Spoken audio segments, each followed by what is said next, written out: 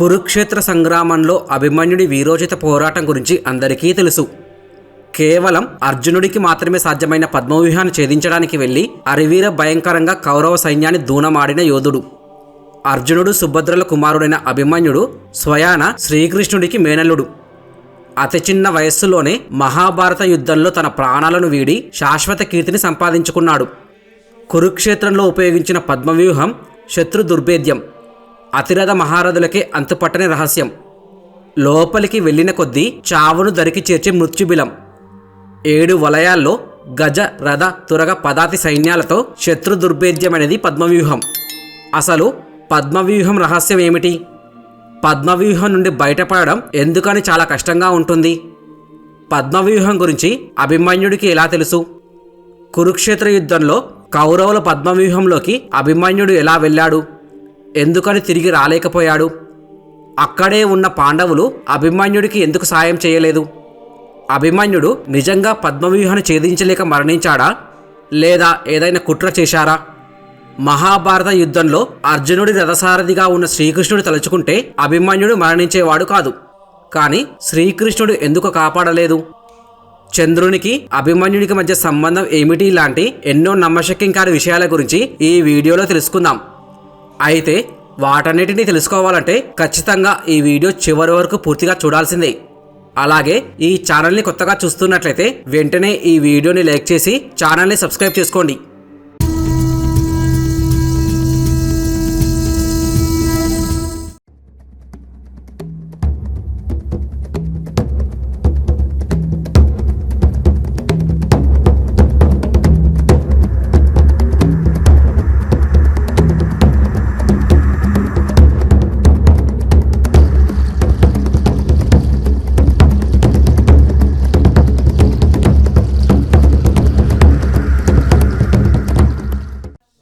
విశిష్టమైన సైన్య రచనా పద్ధతిని వ్యూహం అంటారు.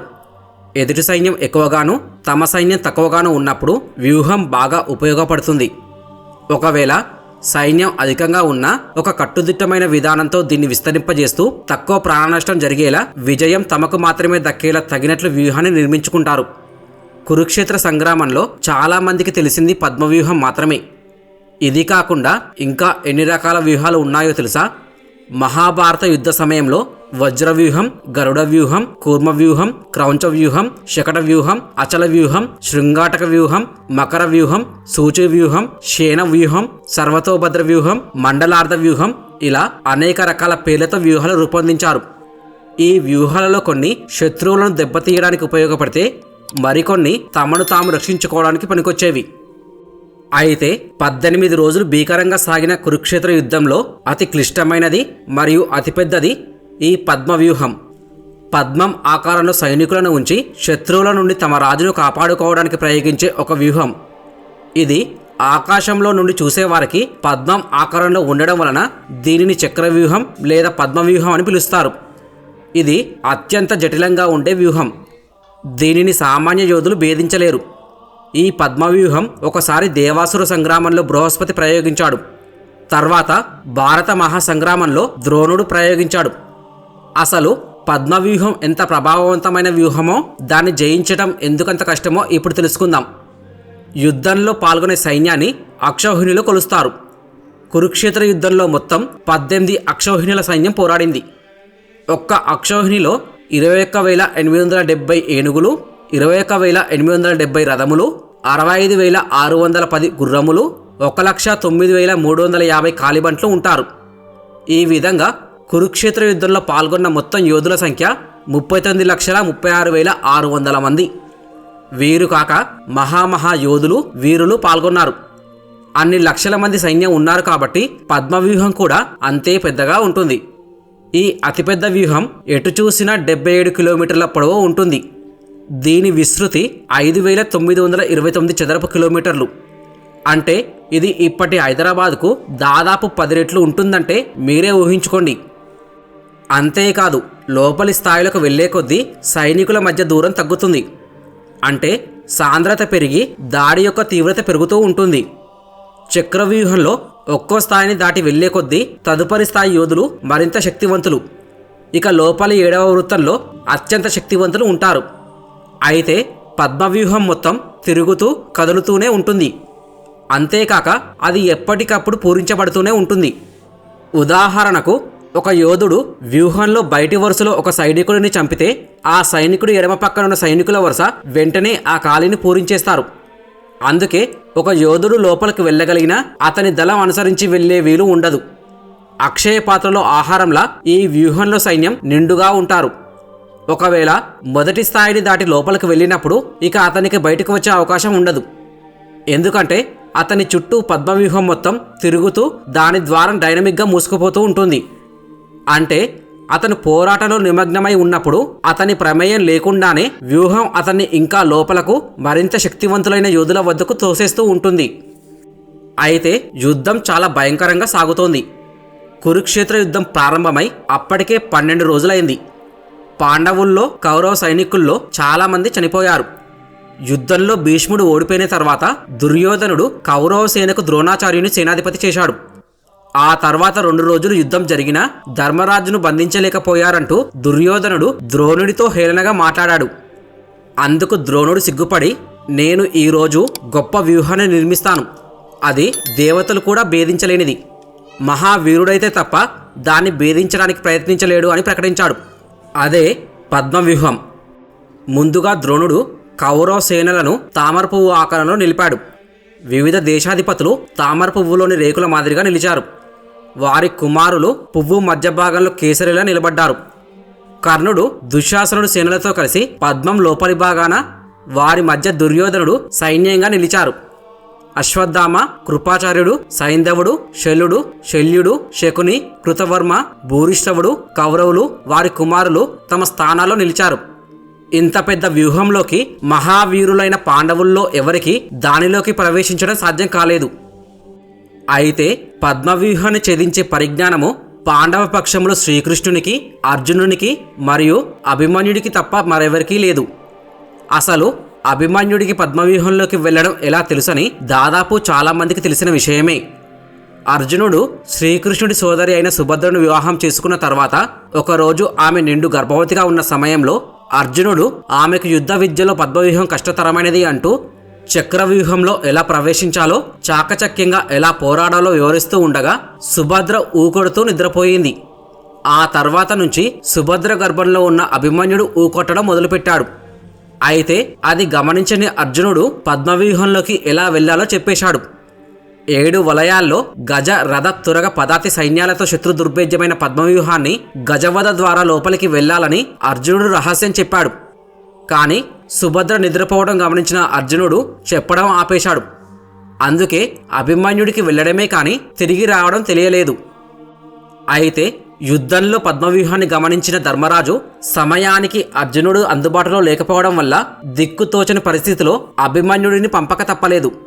దీంతో ధర్మరాజు ఇలా అన్నాడు, కుమార అభిమన్య, తప్పని పరిస్థితుల్లో ఈ భారం నీ మీదనే మోపుతున్నానని ధర్మరాజు అన్నాడు. నువ్వే ఈరోజు నాయకత్వ బాధ్యతలు స్వీకరించి మనల్ని చూసి నీ తండ్రి హేళన చేయకుండా ఆ పద్మవ్యూహాన్ని ఛేదించు అని కోరాడు. అప్పుడు అభిమన్యుడు సమరోత్సాహంతో ఇలా అన్నాడు, నా తండ్రి పద్మవ్యూహాన్ని ఛేదించి లోపల ప్రవేశించడం వరకు చెప్పాడు. అలా ప్రవేశించి కౌరవ సైన్యాన్ని చీల్చి చెండాడుతాను అన్నాడు. ఆ మాత్రం చాలు కుమారా, నువ్వు దారి చూపి పద్మవ్యూహంలోకి ప్రవేశిస్తే నీ వెనువెంటనే మేమంతా లోపలికి ప్రవేశిస్తామని సంతోషంగా ధర్మరాజు అన్నాడు. పక్కనే ఉన్న భీముడు కూడా, కుమారా, నువ్వు పద్మవ్యూహాన్ని ఛేదిస్తే చాలు, నీ వెంటనే నేను, ద్రుపదుడు, సాత్యకి, దృష్టద్యుమ్నుడు, విరాటుడు పద్మవ్యూహంలోకి ప్రవేశించి శత్రు సేనలను మట్టుపెడతామని భరోసా ఇచ్చాడు. పద్మవ్యూహం రచించిన ద్రోణుడు మెచ్చుకునేలా పద్మవ్యూహంలోకి ప్రవేశించి శత్రు నిర్మూలనం చేస్తాను, అందరూ ప్రశంసించేలా రణరంగంలో వీర విహారం చేస్తాను అని సంకల్పం చేసిన అభిమన్యుడు అన్నంత పని చేశాడు. పద్మవ్యూహం నుంచి బయటకు వచ్చే మార్గం తెలియకపోయినా ఏమాత్రం జంకలేదు. తన సారథి సుమిత్రుణ్ణి ద్రోణుడి వైపు రథం పోనివ్వమన్నాడు. అప్పుడు రథసారథి అయిన సుమిత్రుడు అభిమన్యుణ్ణి మరోసారి ఆలోచించుకోమంటూ ఇలా హితవు పలికాడు, నువ్వు బాలుడివి, నీ ఎదుట ఉన్నది ద్రోణుని సైన్యం, వారు అతిరథ మహారథులు, అత్యంత క్రూరాత్ములు, నీ చేతిలో చనిపోయేవారు కాదు అని అన్నాడు. కానీ సారథి సందేహాలను కొట్టిపారేసి మెరుపు వేగంతో మండే అగ్నిగోళంలా పద్మవ్యూహంలోకి చొచ్చుకొని పోయాడు అభిమన్యుడు. కౌరవ సేనలను కత్తికో కండగా నరకడం మొదలుపెట్టాడు. అతడి దాటికి కౌరవుల సేన కకావికలమైంది. పద్మవ్యూహం చెల్లా చెదురైంది. కర్ణుడి కవచాన్ని పగలగొట్టి బాణాల దెబ్బతో మూర్చిల్లిపోయేలా చేశాడు. దుశ్శాసనుణ్ణి శల్యుణ్ణి కూడా స్పృహ తప్పేలా చేశాడు. అయితే అభిమన్యునికి రక్షణగా వస్తారనుకున్న ధర్మరాజు, భీముడు, నకుల సహదేవులు లోపలికి రాలేకపోయారు. దానికి కారణం పాండవులను ఏదైనా ఒక్కరోజు పాటు అడ్డుకునే వరం కలిగిన సైంధవుడు వారిని యుద్ధరంగంలో అడ్డుకోవడం. అసలు ఈ సైంధవుడు ఎవరు? పాండవులను ఒక్కరోజు యుద్ధ సమయంలో ఆపే శక్తి అతనికి ఎలా వచ్చిందో తెలుసుకుందాం. సింధు దేశానికి రాజు దుర్యోధనుని బావ 100 మంది కౌరవులకు ఉన్న ఒక్కగానొక్క చెల్లి దుశ్శల యొక్క భర్తే ఈ సైంధవుడు. సైంధవుడు శ్రీలోలుడు. అయితే వనవాసంలో పాండవులు లేని సమయంలో ద్రౌపదిని బలవంతంగా ఎత్తుకుపోవడానికి ప్రయత్నించాడు. ఈ విషయం గ్రహించిన పాండవులు సైంధవునికి దేహశుద్ధి చేసి గుండు గీయించి వదిలిపెట్టారు. దీంతో సైంధవుడు పాండవుల మీద తీవ్రమైన పగను పెంచుకొని గంగానది తీరంలో కాలి బొటనవ్రేలును మాత్రమే భూమిపై ఆనించి ఆ శివుని కోసం ఘోరమైన తపస్సు చేశాడు. పరమశివుడు ప్రత్యక్షమై వరం కోరుకోమంటే పాండవులను సంహరించే వరం కోరుకుంటాడు. అందుకు శివుడు నిరాకరించి అర్జునుడిని తప్ప మిగతా పాండవులను యుద్ధ సమయంలో ఒకరోజు అడ్డగించే వరం ప్రసాదించాడు. అలా శివుడు ప్రసాదించిన వరం వల్ల పాండవులను అడ్డుకోవడంతో పద్మవ్యూహంలోకి ప్రవేశించిన అభిమన్యునికి పాండవుల సహాయం అందలేదు. కానీ పద్మవ్యూహంలోకి చొచ్చుకుపోయిన అభిమన్యుడు దుర్యోధనుణ్ణి పారిపోయేలా చేశాడు. అతడి కొడుకైన లక్ష్మణ కుమారుడిని, శల్యుని కుమారుడు రుక్మార్తని, కోసల దేశాధీశుడైన బృహద్బలుణ్ణి, కృతవర్మ కుమారుడు మాతృకావతితో పాటు చాలా మందిని సంహరించాడు. వ్యూహపరంగా, యోధుల పరంగా బలమైన కౌరవ సేనలను ఎదుర్కోవడం కష్టమనే భావనను పటాపంచలు చేశాడు. ఇవన్నీ చూస్తున్న అక్కడి కౌరవ సేన, అక్కడి యోధులు అందరూ కుమ్మక్కై అభిమన్యుడి మీద విజృంభించి అందరూ అతడి మీద ఒకేసారి బాణాలు గుప్పించారు. వారి బాణాలన్నిటిలో కనిపించని అభిమన్యుడి రథాన్ని చూసి దుర్యోధనుడు అభిమన్యుడు చనిపోయాడని సంతోషించాడు. కానీ అభిమన్యుడు తన శత్రువులపై గంధర్వమాయ ప్రయోగించాడు. ఈ గంధర్వమాయ పూర్వం అర్జునుడి తపస్సుకు మెచ్చి తుంబురుడు అర్జునుడికి ప్రసాదించాడు. అర్జునుడు దాన్ని అభిమన్యుడికి ప్రసాదించాడు. గంధర్వమాయ ప్రభావం వల్ల ఎంతోమంది వీరులు తమపై బాణాలు కురిపిస్తున్నట్లు భ్రమ కలిగిస్తుంది. ఆ దృశ్యాలకు శత్రుసేన వణికింది. అప్పుడే అభిమన్యుడు వారి చుట్టూ తిరుగుతూ వారిని సంహరిస్తున్నాడు. కొంతసేపటికి వారంతా మృతులై కనిపిస్తున్నారు. అభిమన్యుని యుద్ధ నైపుణ్యం చూసి కౌరవసేన ఆశ్చర్యపోయింది. అభిమన్యుడు మాత్రం అలుపెరగని వీరుడిలా దుర్యోధనుడు, శల్య, దుశ్శాస, ద్రోణుడు, అశ్వత్థాముడు, భూరిశ్రవులను ఓడించాడు. అయితే యుద్ధంలో వీరవిహారం చేస్తున్న అభిమన్యుడిని కపటోపాయంతో తప్ప మరో విధంగా నిలువరించలేమని ద్రోణుడు అన్నాడు. కానీ ఒంటరిగా పోరాడే వీరుడిని చాలామంది కలిసి ఎదుర్కొని యుద్ధం చేయడం, చంపడం అనేది యుద్ధ నీతికి విరుద్ధం. కర్ణుడు అభిమన్యుడిని నిలువరించి దొంగచాటుగా దెబ్బతీశాడు. కౌరవ యోధులందరూ యుద్ధనీతికి వ్యతిరేకంగా అభిమన్యుడిపై మూకుమ్మడిగా దాడి చేశారు. నిరాయుధుణ్ణి విరధుణ్ణి చేశారు. బాణవర్షం కురిపించారు. అప్పుడు అభిమన్యుడు రథంలోని చక్రాయుధాన్ని తీసుకుని గిరిగిరా తిప్పుతూ సింహనాదం చేస్తూ యుద్ధం చేశాడు. కానీ అన్ని వైపుల నుంచి చుట్టుముట్టి ఆ ఆయుధాన్ని ముక్కలు చేయగా గదాయుధంతో పోరు సాగించాడు. అప్పటికే అభిమన్యుడు ఒంటరి పోరుతో అలసిపోయాడు. ఇంతలో దుశ్శాసనుని కుమారుడు అతనిని ఎదుర్కోవడంతో వారిద్దరికీ మధ్య ఘోర సమరం జరిగింది. ఇద్దరి శరీరాల నుంచి రక్తం దారాలు కట్టింది. ఇద్దరూ తీవ్రంగా గాయపడి ప్రాణాలు విడిచారు. అభిమన్యుడి మరణంతో ముల్లోకాలను వెలిగించే సూర్యుడు అస్తమించినట్లయింది. మహాసముద్రం ఇంకిపోయింది. అడవిని బూడిద చేసిన దావాగ్ని ఆరిపోయింది. విగత జీవుడు అయినప్పటికీ అభిమన్యుడిపై కౌరవులకు ఇంకా కసి తీరలేదు. వారంతా కలిసి అతడి శరీరాన్ని నిర్దయగా పొడిచి క్రూరంగా వ్యవహరించారు. అలా అభిమన్యుడి మరణవార్త విని దుర్యోధనుడు తెగ సంబరపడిపోయాడు. అది చూసిన యూత్సుడు దుర్యోధనుడిపై మండిపడుతూ, ఏం చూసుకుని ఆనందపడుతున్నావు? ఒక బాలుడిని అది కుట్ర చేసి చంపడం మీ విజయమా అని ప్రశ్నించాడు. ఇక యుద్ధనీతి ప్రకారం సూర్యాస్తమయం తర్వాత యుద్ధం చేయకూడదు. సాయంత్రం అవ్వగానే యుద్ధ సమాప్తికి సంబంధించిన బేరీ మోగుతుంది. అప్పుడు ఎవరూ యుద్ధం చేయకూడదు. అదే నియమంతోనే సాయంకాలం సమయంలో యుద్ధరంగం నుంచి అర్జునుడు తన విడిది చేరుకున్నాడు. అయితే అందరూ దుఃఖంలో మునిగి ఉండటం చూసిన అర్జునుడికి అభిమన్యుడు చనిపోయిన విషయం తెలుస్తుంది. తర్వాత కౌరవుల చేతుల్లో అభిమన్యుడు ఎలా చంపబడ్డాడో తెలుసుకున్నాడు. అభిమన్యుడు పద్మవ్యూహం ఛేదించలేక చనిపోలేదు, కౌరవులు దొంగ దెబ్బ తీసి చంపాలని తెలుసుకున్న అర్జునుడు తర్వాత ఒక ప్రతిజ్ఞ చేశాడు. రేపు సూర్యాస్తమయం అయ్యేలోపు జయద్రథుణ్ణి అంటే సైంధవుని చంపుతాను, అలా చేయకుంటే నేను ప్రాణత్యాగం చేస్తానని అర్జునుడు అన్నాడు.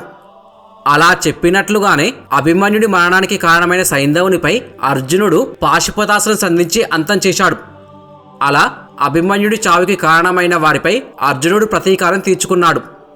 అయితే నిరంతరం పాండవులను రక్షించిన శ్రీకృష్ణుడు అభిమన్యుడి మరణాన్ని అడ్డుకోకపోవడానికి ఒక కారణం ఉంది. అభిమన్యుడు స్వయంగా కృష్ణార్జునుల దగ్గర యుద్ధ విద్యలు అభ్యసించాడు. తర్వాత కృష్ణుడి కుమారుడు ప్రద్యుమ్నుడి దగ్గర శిక్షణ తీసుకున్నాడు. పద్మవ్యూహం గురించి తన తల్లి సుభద్రతో అర్జునుడు చెబుతుంటే అభిమన్యుడు గర్భంలో నుండే విన్నాడు. అయితే ఒకవైపు మాత్రమే తెలుసుకున్నాడు.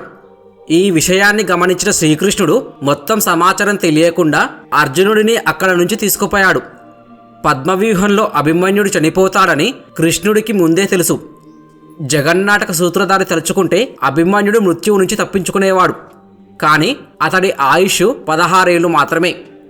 చంద్రుని ఆదేశానుసారమే అభిమన్యుడు చనిపోయాడు. దీని వెనుక ఒక రహస్యం ఉంది. అదేంటంటే చంద్రుడి కుమారుడు వర్చస్సుడే అభిమన్యుడిగా జన్మించాడు. ఇక చంద్రుడు కొడుకుని విడిచి ఉండలేక అతనికి 16వ ఏట రాగానే తిరిగి రావాలని షరతు విధించాడు. దీంతో అభిమన్యుడు పద్మవ్యూహంలోని చిక్కుకొని మరణించి చంద్రుడి దగ్గరికి చేరుకున్నాడు. అంతేకాదు అభిమన్యుడు మరణిస్తేనే అర్జునుడు కౌరవులపై ప్రతీకారం తీసుకుంటాడని ఆ పరమాత్ముడికి ముందే తెలుసు. ఎందుకంటే అప్పటి వరకు తన సోదరులతో యుద్ధం చేయడానికి గందరగోళంలో ఉన్న అర్జునుడికి ఇది ఒక రకంగా ఆగ్రహం వచ్చేలా చేసింది. అభిమన్యుడి మరణమే పాండవుల్లో కౌరవులపై ప్రతీకార జ్వాలను రగిలించింది. అంతేకాదు కృష్ణుడికి అభిమన్యుడి మరణంతో సంబంధం ఉందని మరో పురాణ కథ చెబుతుంది. అదేంటంటే అభిమన్యుడు గత జన్మలో అభికాసురుడు అనే రాక్షసుడు. ఇతడు కృష్ణుడి మేనమామ కంసుడికి బంధువు. కంసుడితో పాటు అభికాసురుని కూడా చంపుతానని కృష్ణుడు ప్రతిజ్ఞ చేశాడు. దీంతో భయపడిన అభికాసురుడు క్రిమిగా మారి ఓ పెట్టెలో దాక్కున్నాడు. అర్జునుడితో వివాహం తర్వాత సుభద్ర అనుకోకుండా ఆ పెట్టెను తెరవడంతో ఆమె గర్భంలోకి ప్రవేశించాడు. అతడే అభిమన్యుడిగా జన్మించాడు. ఈ విషయం తెలిసిన శ్రీకృష్ణుడు పథకం ప్రకారం అతని మరణానికి పద్మవ్యూహాన్ని ఎంపిక చేశాడు. అభిమన్యుడు మాత్రమే కాదు, మహాభారతంలో ప్రతి అక్షరం ప్రతి పాత్ర ప్రస్తుత సమాజానికి అన్వయించుకోవాల్సినవే. మంచి చెడు, మోసం ప్రేమ, స్నేహం కపటం, ఇలా అన్నింటిలోనూ ఎలా ఉండాలి ఎలా ఉండకూడదో నేర్పించే గురువు మహాభారతం. మరి శ్రీకృష్ణుడి గురించి మీరేమంటారో ఖచ్చితంగా కామెంట్ చేసి చెప్పండి. ఎందుకంటే మీరు పెట్టే కామెంట్ల వల్ల ఆ దేవదేవుడి గురించి చాలామందికి తెలుస్తుంది. అంతేకాదు మిత్రులారా, ఈ వీడియో చేయడానికి మాకు చాలా సమయం పట్టింది. కానీ ఈ వీడియోని లైక్ చేసి ఛానల్ని సబ్స్క్రైబ్ చేయడానికి మీకు 2 సెకండ్లు కూడా పట్టదు. అందుకే ఈ వీడియో నచ్చితే తప్పకుండా లైక్ చేసి ఛానల్ని సబ్స్క్రైబ్ చేసుకోండి. ఈ వీడియో పూర్తిగా చూసినందుకు ధన్యవాదాలు. జై శ్రీకృష్ణ.